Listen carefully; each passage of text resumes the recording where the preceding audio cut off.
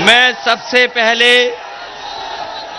मैनपुरी की जनता और मैनपुरी के हमारे सभी किसान भाई, सभी मजदूर, सभी नौजवान माताएं बहनें, उनका मैं बहुत बहुत धन्यवाद और आभार प्रकट करता हूं।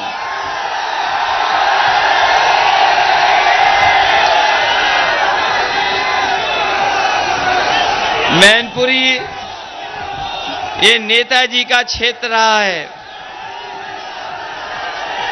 और यहां की जनता ने, यहां के हमारे बुजुर्ग और यहां के हमारे समाजवादी साथियों ने नेताजी के साथ खड़े होकर के इस पार्टी को आगे बढ़ाने का काम किया है। नेताजी के संघर्ष के रास्ते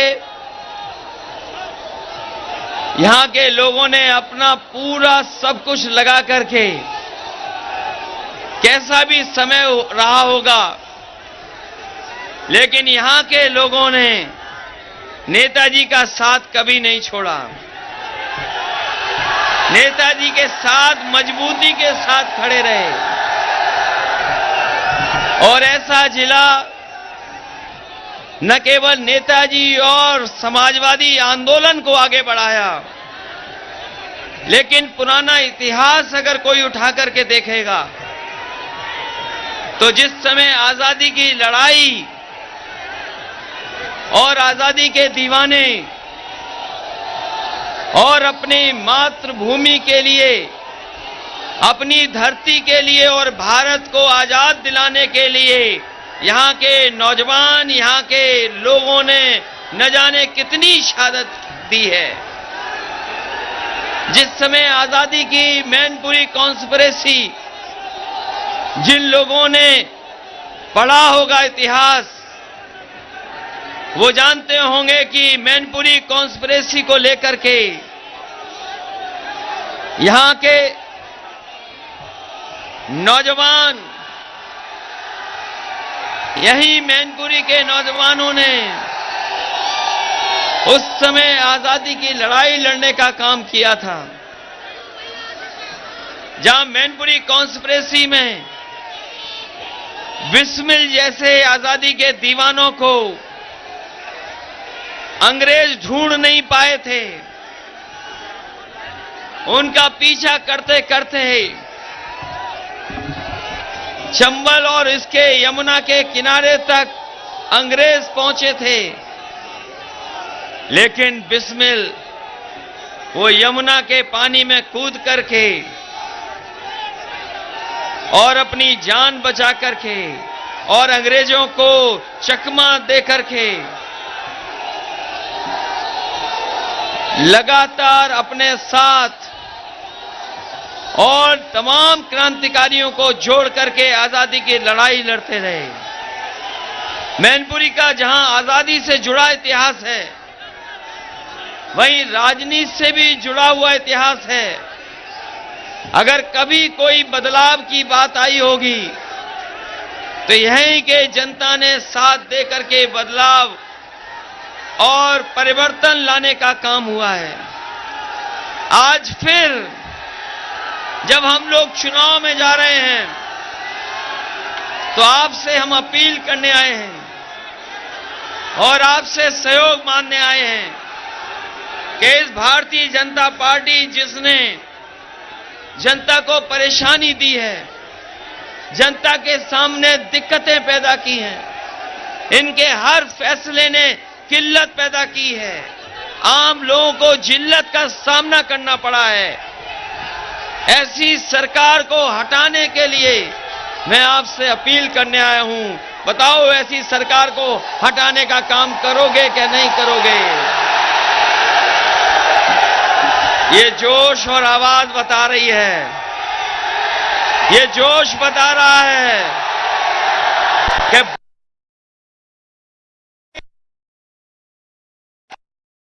बदलाव होके रहेगा। यही जनता है जो परिवर्तन लाने जा रही है।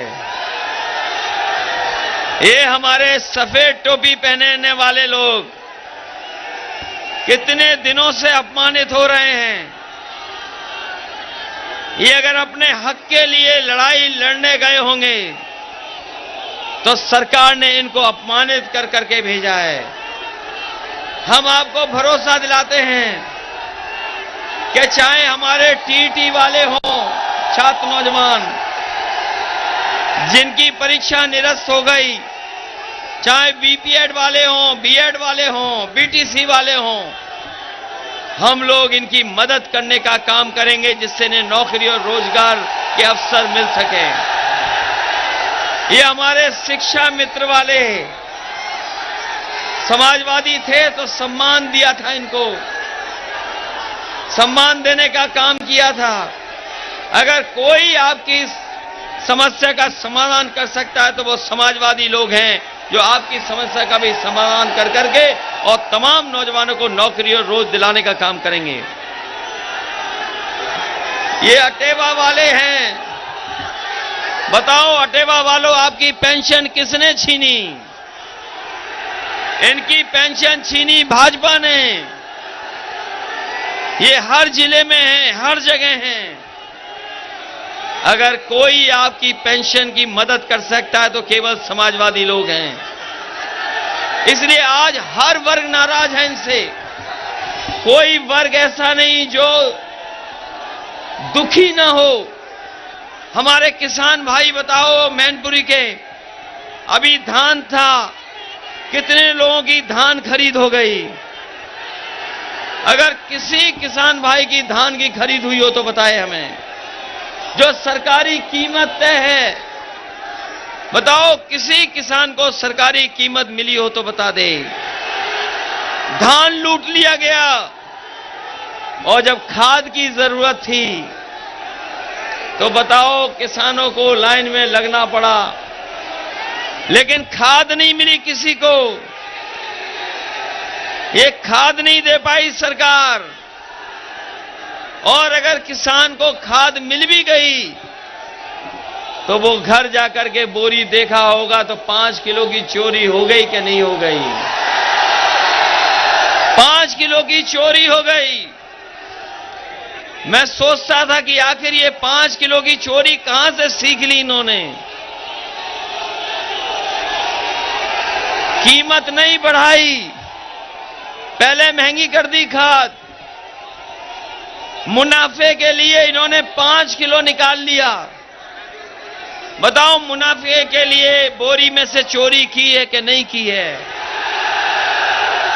और यही भाजपा के लोग कहते थे गरीब हमारा किसान चप्पल पहनने वाला हवाई जहाज में चलेगा।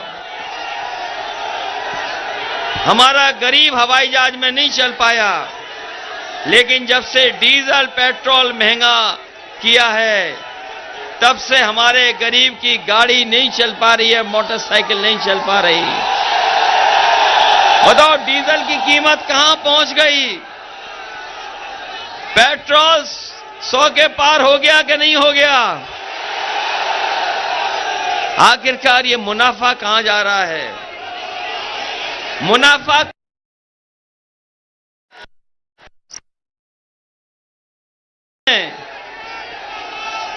वो 3-3 महीने में 600 गुना कमाई कर रहे हैं, 600% कमाई कर रहे हैं। अभी हाल में ही अखबारों ने लिखा, कुछ लोगों ने बहुत थोड़ा सा, कि डीजल और पेट्रोल की कीमत जो बढ़ाई जा रही है उसमें कुछ कंपनियों को 600% मुनाफा हुआ है। हमारे गरीबों की जेब काट करके अमीरों की तिजोरी भरने का कोई काम कर रहा है तो वो भारतीय जनता पार्टी है। आज जिस तरीके से कानून लागू कर रहे हैं, जीएसटी लागू कर रहे हैं, ये कपड़े महंगे हो गए, चप्पल महंगी हो गई, जूता महंगा हो जाएगा,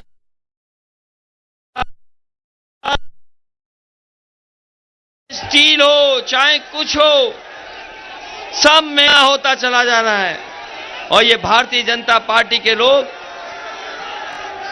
केवल गरीबों की जेब से डाका डाल रहे हैं और अमीरों को मुनाफा पहुंचा रहे हैं।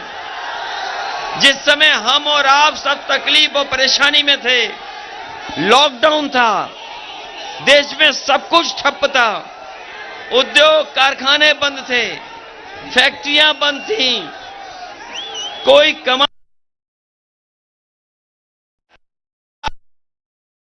था, लेकिन मुनाफा किसी और को हो रहा था, मुनाफा कहीं और पहुंच रहा था। बताओ, लॉकडाउन में जिस समय बीमारी आई, हम सब आप सब बंद कर दिए गए, सब कुछ बंद था। अगर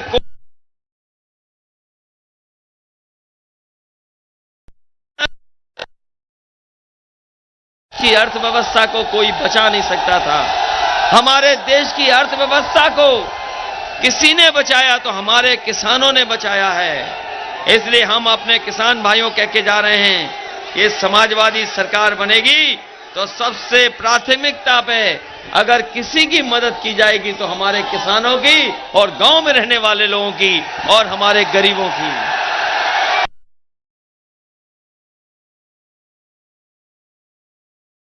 नहीं देख ली, हमारे बाबा मुख्यमंत्री भी कमाल के हैं। बाबा मुख्यमंत्री भी कमाल के हैं।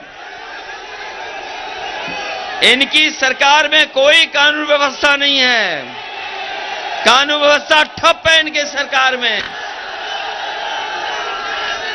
जो 100 नंबर बनाई थी वो 112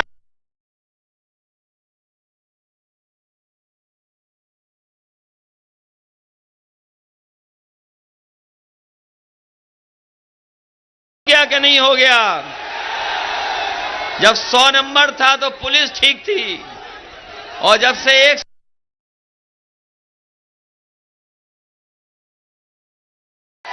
बताओ पुलिस बेईमान हो गई कि नहीं हो गई। अपमानित पुलिस कर रही कि नहीं कर रही।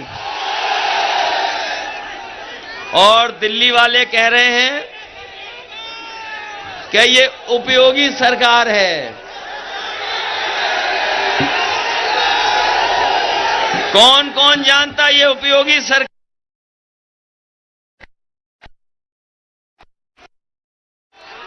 ये उपयोगी सरकार नहीं है। ये शिक्षा मित्र बताएंगे कि ये उपयोगी है कि अनुपयोगी है। ये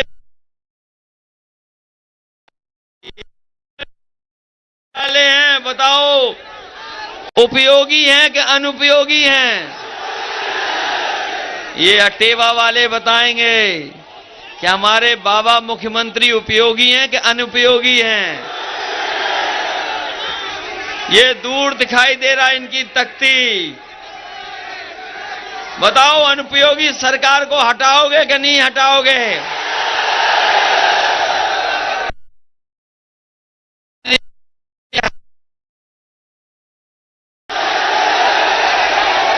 फिर कहने लगे हम टैबलेट देंगे आपको, फिर कहने लगे स्मार्टफोन देंगे। सुना है अब बांटने जा रहे हैं, लेकिन आपको नहीं देंगे। सूची अपने आप बनाई होगी उन्होंने।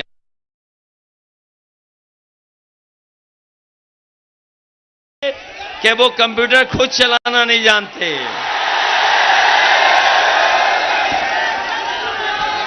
इसलिए आपसे पूछने आया हूं कि आपको योगी सरकार चाहिए कि योग्य सरकार चाहिए? और ये इतने अनुपयोगी मुख्यमंत्री हैं, केवल एक जगह उपयोगी है, रंग बदलने में उपयोगी हैं। कोई स्कूल बना होगा, कोई संस्था बनी होगी तो बस उसका रंग बदल देंगे, यही उपयोग है मुख्यमंत्री जी का। नाम बदल देंगे, शिलान्यास का शिलान्यास करते हैं, उद्घाटन का उद्घाटन कर रहे हैं। और अगर कोई भूले भटके उनके पास चला गया तो हो सकता है उसका नाम भी बदल दें।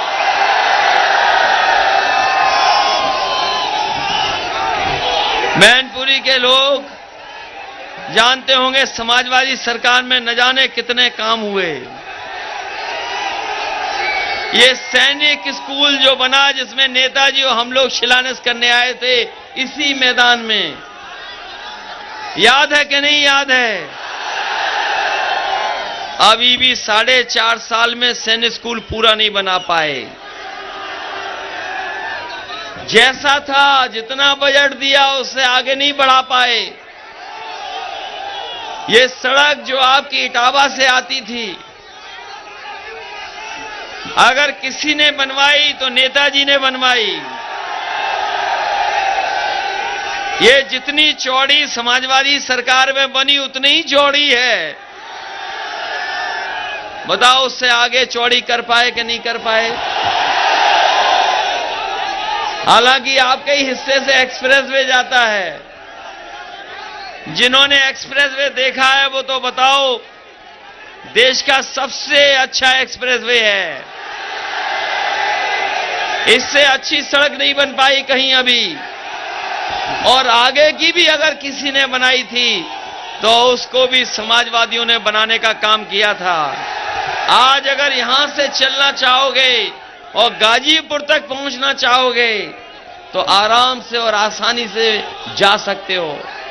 इसके किनारे मंडियां बन रही थी और मंडी इसलिए बना रहे थे कि हमारे किसानों की मदद होगी।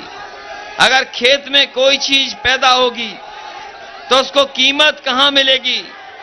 बाजार कीमत कभी कभी नहीं देता है। बाजार में किसान की कीमत नहीं मिल सकती, उसकी पैदावार की कीमत नहीं मिल पाती है। इसलिए समाजवादी सरकार में मंडी बनाने का काम शुरू हुआ था। जितनी मंडी उस समय बनी थी उससे आगे सरकार ने नहीं बनाई, उतनी की उतनी मंडी रह गई। अगर किसी ने काम ठप किए हैं, कामों को रोका है, तो वो भारतीय जनता पार्टी है। बताओ भारतीय जनता पार्टी को हटाओगे कि नहीं हटाओगे? मैं आपका कितना धन्यवाद दूं। ये ऐतिहासिक कार्यक्रम हो रहा है, ये ऐतिहासिक कार्यक्रम है। मैदान भरा है, सब अपने संसाधन से आए हैं, सब अपने साथ एक दूसरे का सहयोग कर करके आए हैं। ये आम लोगों के रैली है, जनता की रैली है। लेकिन भारतीय जनता पार्टी की रैली जनता की रैली नहीं होती, वो सरकारी रैली होती है, सरकारी के खर्च में। और आप तो गांव-गांव से आए होंगे। अभी रैली होने जा रही है एक उनकी इलाहाबाद में। सुनने में आया कि मैनपुरी से भी सरकारी बसें लेकर के गई हैं महिलाओं को। बताओ रैली है इलाहाबाद में और जो वहां इकट्ठे हो रहे हैं वो पूरे प्रदेश के। लेकिन मुझे खुशी है ये मैनपुरी की रैली है, केवल मैनपुरी के लोग हैं या बाहर के लोग नहीं हैं। ये ऐतिहासिक रैली बता रही है कि भारतीय जनता पार्टी की ऐतिहासिक हार होने जा रही है। ऐतिहासिक हार होगी। बताओ सब सीटें जिताओगे कि नहीं जिताओगे? और अब तो आपके साथ ये ओम प्रकाश राजभर जी की भी पार्टी है, इनका रंग है पीला। हमारी और आपकी टोपी का रंग है लाल। और जो कोई भी देख रहा होगा लाल और पीले को तो हो रहा होगा लाल और पीला। ये डॉक्टर संजय चौहान हैं, ये भी हमारा समर्थन कर रहे हैं। ये इनका नीला और सफेद रंग है। और एक पार्टी और उन्हें भी साथ लिया है। अब तो हम लोगों ने चाचा वाली भी पार्टी ले ली स्कूल में।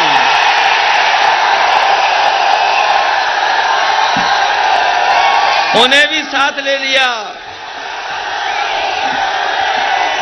और जैसे ही पार्टी उनकी साथ ली तो दिल्ली से भारतीय जनता पार्टी के और प्रकोष्ठ भी हैं।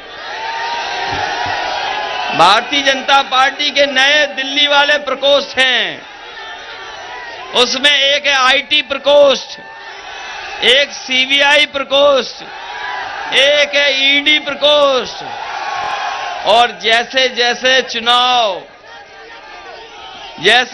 चुनाव करीब आएगा और इन्हें हार सताएगी तो ये दिल्ली वाले और आएंगे यूपी में, दिल्ली वाले आएंगे यूपी में।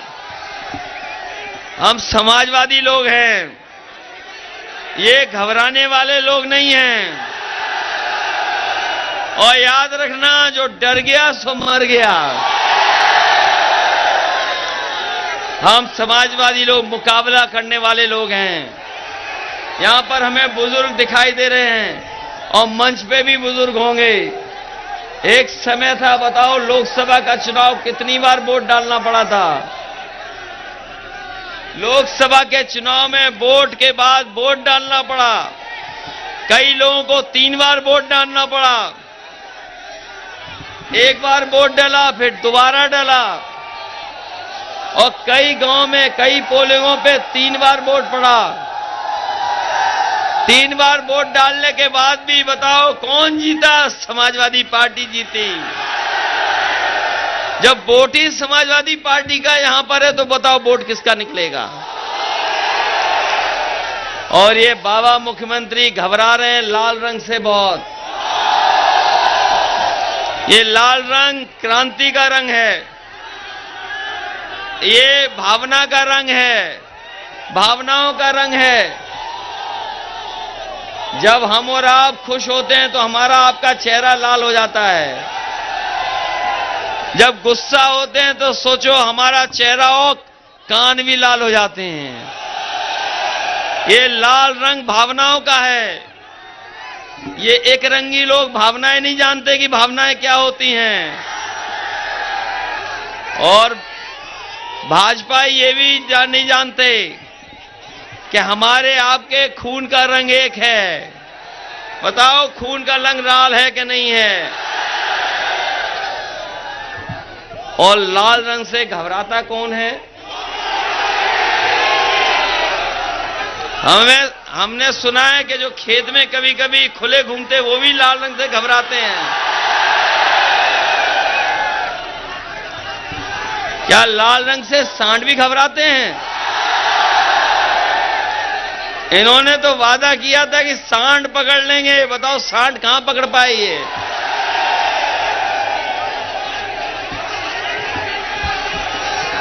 और जहां बुलडोजर चलाना चाहिए वहां बुलडोजर नहीं चल रहा। कोई सोच सकता था कि लखीमपुर में किसान आंदोलन करेंगे और किसानों के ऊपर जीप चला देंगे, जीप से कुचल देंगे। किसानों की हत्या हुई। अगर जीप चलाने से किसानों की हत्या में किसी की साजिश थी तो भारतीय जनता पार्टी के गृह राज्य मंत्री उन पर सवाल खड़े हुए हैं। अगर बुलडोजर चलना चाहिए तो लखीमपुर में कब बुलडोजर चलेगा ये सरकार बताए। लखीमपुर में बुलडोजर नहीं चला रही सरकार, और इसलिए नहीं चल रहा है क्योंकि आज उत्तर प्रदेश में सबसे ज्यादा माफिया अपराधी अगर किसी के दल में है तो भारतीय जनता पार्टी के दल में है। अगर माफिया है किसी के दल में तो भारतीय जनता पार्टी के दल में है। अपराधियों का कोई संरक्षण दे रहा है तो वो भारतीय जनता पार्टी दे रही है। ये सरकार हमारी आपकी नहीं है, सरकार भारतीय जनता पार्टी की है। और पहले मुख्यमंत्री हैं ये जिनके ऊपर खुद मुकदमे थे। बताओ कहीं कोई उत्तर प्रदेश का मुख्यमंत्री ऐसा बना होगा जिसपे इतने मुकदमे रहे होंगे? ये पहले मुख्यमंत्री हैं जिन पर इतने मुकदमे थे और किसी ने वापस नहीं लिए। ये पहले मुख्यमंत्री हैं जिन्होंने अपने मुकदमे खुद वापस लिए हैं।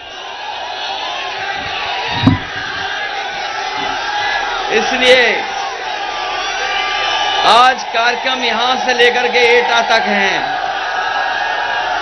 समाजवादी सरकार बनती है तो सड़कें बनती हैं, बिजली का अच्छा इंतजाम होता है। आज ये सरकार बिजली को महंगा कर करके जब बिल आता है आप पर तो बताओ करंट लगता है कि नहीं लगता है बिल से।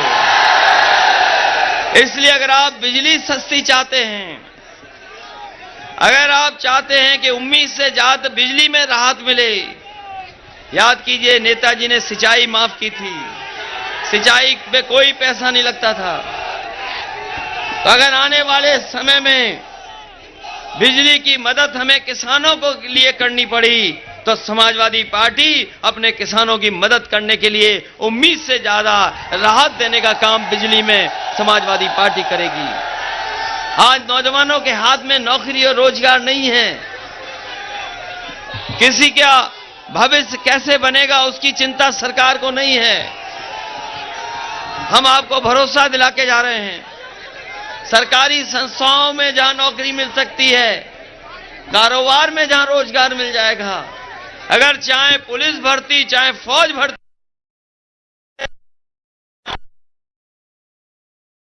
नौजवानों को नौकरी और रोजगार देने का काम करेंगे। इसलिए विकास के लिए, रोजगार के लिए, खुशहाली के लिए, किसान के भविष्य के लिए, उत्तर प्रदेश को और आगे बढ़ाने के लिए हम आपसे अपील करना चाहते हैं कि जिस तरीके से हमेशा आपने समाजवादी पार्टी की मदद की है, इस बार भी जो चुनाव होने जा रहा है 22 का, वो चुनाव केवल हमारे आपके भाग्य का चुनाव नहीं है, प्रदेश और देश के भाग्य का चुनाव है। इसलिए ऐसा चुनाव है जिसमें न केवल हमें अपने अधिकारों को बचाना है, अपने हक और सम्मान की भी लड़ाई लड़नी है, क्योंकि उत्तर प्रदेश के चुनाव के बाद देश का चुनाव होगा। जो संदेश उत्तर प्रदेश से जाएगा वो आने वाले समय में भविष्य की राजनीति को तय करेगा। इसलिए भविष्य तय करने के लिए और संविधान बचाने के लिए, अपना हक और सम्मान पाने के लिए आप साइकिल की रफ्तार बढ़ा देना, यही निवेदन मैं आपसे करने आया हूं। और जब से रथ चला है, ये जब से रथ चला है और जब से जनता ने समर्थन दिया है, भारतीय जनता पार्टी को घबराहट होने लगी है, घबराहट। और उस घबराहट का परिणाम देखिए, आपके रथ के मुकाबले 6 रथ चल रहे हैं। आपका एक रथ और भाजपा के 6 रथ, लेकिन आपके रथ का मुकाबला नहीं कर पा रहे हैं, आपकी लाल टोपी का मुकाबला नहीं कर पा रहे। हम हर रंग को साथ ला रहे हैं, हम हर रंग को साथ ला करके एक गुलदस्ता बनाने का काम कर रहे हैं, जिसमें सबका हक है, सबका सम्मान है। ये ओम प्रकाश राजभर जी की पार्टी है, ये चाहती है कि जाति जनगणना हो। ये डॉक्टर संजय चौहान जी की पार्टी है, ये भी चाहती है कि जाति जनगणना हो। हम समाजवादी लोग भी चाहते हैं जाति जनगणना हो, क्योंकि हम पे आप पे आरोप लगता है कि हम किसी का हक ले रहे हैं, हम किसी का हक छीन रहे हैं। लेकिन हम समाजवादी लोग आपको भरोसा दिला करके जा रहे हैं कि जैसे पहले काम करके दिखाया, जो वादा किया वो पूरा करके दिखाया। यही तो नेताजी के बारे में कहते थे कि नेताजी की कथनी और करनी में कोई फर्क नहीं है। इसलिए आपको भरोसा दिला के जा रहे हैं, अगर हमें जाति जनगणना करनी पड़ी और 3 महीने के अंदर अगर जाति जनगणना करनी पड़ी तो समाजवादी सरकार बनने के बाद 3 महीने के अंदर जाति जनगणना कर करके उनको दिखा देंगे कि कौन जाति कितनी है और भविष्य में किस तरीके से आबादी के हिसाब से हक और सम्मान दिया जाए, उस दिशा में हम लोग काम करने का काम करेंगे। इसलिए चाहते हो कि नहीं चाहते जाति जनगणना? इसलिए बहुत बहुत आपका धन्यवाद, अपने नेताओं का भी बहुत धन्यवाद जो मंच पर हैं। बड़ी संख्या में नेता हैं जिनके सहयोग से और आपके सहयोग से ये ऐतिहासिक कार्यक्रम हुआ है। ये केवल मैनपुरी का कार्यक्रम है, हमारा समाजवादियों का मैनपुरी का कार्यक्रम है। भाजपाई पूरे प्रदेश का एक जगह कर रहे हैं। हम लोग एक जगह, केवल एक जगह समाजवादियों का कार्यक्रम कर रहे हैं। हमारा एक रथ भारी है, हमारी एक रैली भारी है उन पर, क्योंकि वो जानते हैं कि जनता ने मन बनाया है कि 22 में बदलाव होगा और जनता के साथ हम समाजवादी लोग खड़े हैं। आप बदलाव के लिए लड़िए, हम आपके साथ खड़े हैं और बदलाव में पूरा का पूरा कंधे से कंधा मिला करके साइकिल आपके साथ खड़ी दिखाई देगी। इसलिए नौजवानों, अपने भविष्य के लिए, अपनी नौकरी रोजगार के लिए और उत्तर प्रदेश को खुशहाली और तरक्की के रास्ते पे ले जाने के लिए आप लोग हमारी मदद करना, साइकिल की रफ्तार बढ़ा देना, यही निवेदन, यही अपील आपसे करना है। बहुत बहुत धन्यवाद। समाजवादी विजय रथ को जो आपने समर्थन और जिस तरह का प्यार और सम्मान और सहयोग दिया है, हम समाजवादी लोग आपके लिए हमेशा हमेशा आभारी रहेंगे, क्योंकि नेताजी का क्षेत्र है और नेताजी के क्षेत्र से जो आवाज उठेगी वो प्रदेश और देश में जाएगी। इसलिए पूरी जीत होनी चाहिए इस बार मैनपुरी की सभी सीटें समाजवादियों के पक्ष में। बताओ, बीजेपी का सफाया करोगे क्या नहीं करोगे?